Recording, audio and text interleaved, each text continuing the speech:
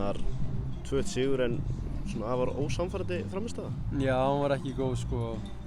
Líka kannski aðeins í fyrra þróttur að þeim kannski það að gera 2 mörk og þá einhvern veginn var þessi leikur alltaf einhvern veginn í járnum og þetta framhald alltaf sínu moment og voru bara virkilega flottir og ég ætla ekkert að taka neitt af þeim að því að það var leiðilegt að segja alltaf að frammistaða okkar sé léleg en bara andstæðingur var bara virkilega flottir og leiði okkur ekki að komast upp með nokkuð skapaðan hlut.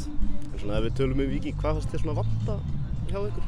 Mér fannst bara eins og menn voru að spara sig bara. Það eru undanúrslitaleikur og menn einhvern veginn mögulega þreyttir eftir erfiðleika mútið Stjörnunni og svo er Evrópuleikurinn handan við hornin, þannig að ég man ekki eftir einu ná í þessu vinnum í seinni hálfleik. Við misstum hvern einasta bolta, þannig að það segir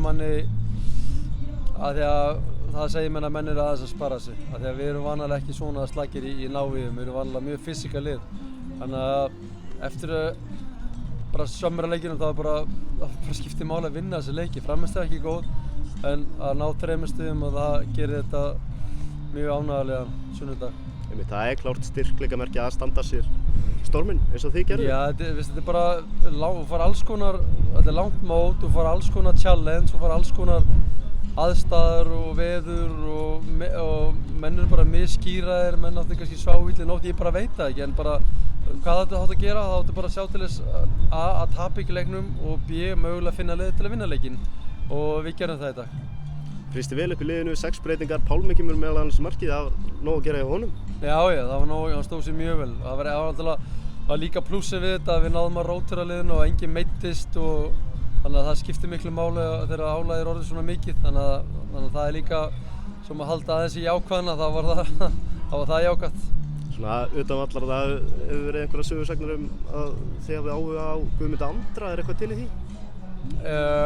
Já, sjálfsögðu. Við létum Val vita að við ætlum að tala við hann, sjálfsögðu. Ég hef bara alltaf sagt og enginn þarf að vera fíl út af því að þegar góðir bitar koma á markaðinn þá verður Víkingur að taka þátt í og við þekkjum Guðmund Andra vel frá því 2019.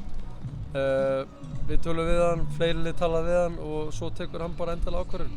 Myndið þið þá vilja fá hann núna í sumarglugganum? Já, ég held að það sé ekki möguleiki. En jú, klárlega vilja fá hann bara helst á morgun en ég held að það er ekki möguleiki. Við erum aðalega að hugsa næsta ár.